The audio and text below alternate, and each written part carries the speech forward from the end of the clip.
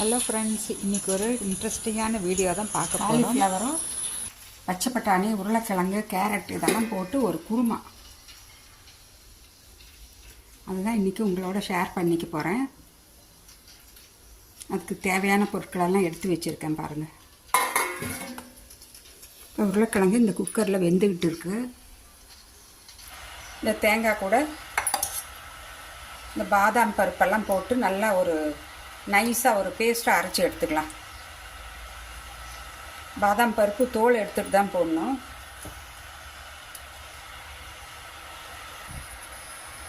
சோம்பு, பாதாம் பருப்பு, கொஞ்சம் கல்பாசி இதெல்லாம் போட்டு அரைச்சி எடுத்துக்கலாம். பாருங்கள், இது மாதிரி நல்லா ஒரு ஃபைன் பேஸ்ட்டாக அரைச்சாச்சு. இப்போ இது கூட ஒரு இம்பார்ட்டண்ட்டு ஒரு பொருளை போட்டு மிக்ஸ் பண்ண போகிறேன். அரிசி மாவு 1.5 டீஸ்பூன் போட்டிருக்கேன். அது குருமாவுக்கு நல்லா ஒரு கெட்டியை கொடுக்கும். நீர்த்த மாதிரி இல்லாமல் நல்லா கெட்டியாக வரும். இதை கிழங்கு வெந்துடுச்சான்னு சொல்லி ஓப்பன் பண்ணி பார்த்துக்கலாம்.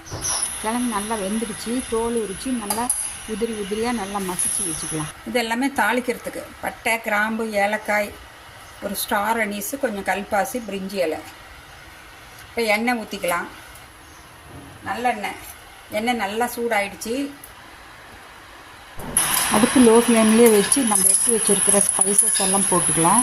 கருகாமல் இருக்கணுங்க. அப்போ தான் அந்த ஃப்ளேவர் உள்ளே இறங்கி டேஸ்ட்டாக நல்லாயிருக்கும். கொஞ்சம் புதினா, கொஞ்சம் கருவேப்பிலை,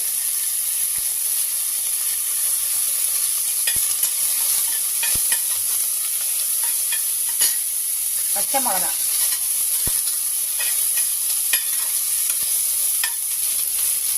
வெங்காயம்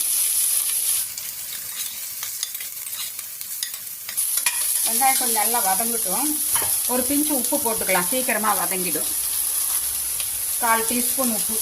இப்போ இதோட கொஞ்சமாக இஞ்சி பூண்டு பேஸ்ட், 1 டீஸ்பூன் அளவுக்கு இஞ்சி பூண்டு பேஸ்ட் போட்டாச்சு. நல்லா கிளறி விட்டுக்கலாம்.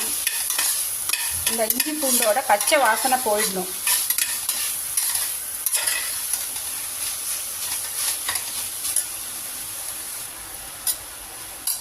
ரெண்டு தக்காளியை மிக்சியில் போட்டு நல்லா பியூரியாக அடித்து எடுத்துக்கலாம்.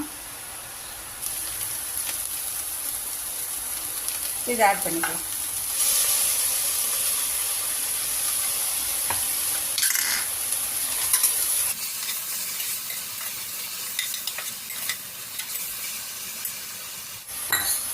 இதில் கொஞ்சம் மஞ்சத்தூள் போட்டுக்கலாம்.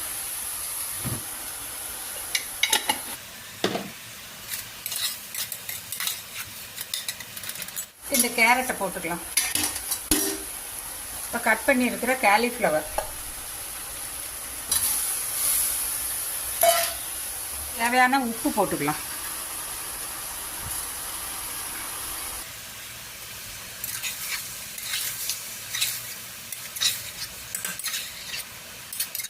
இது தனியாத்தூள் 1 table spoon, red chilli powder 1 table spoon, பச்சை மிளகாவும் போட்டிருக்கோம்.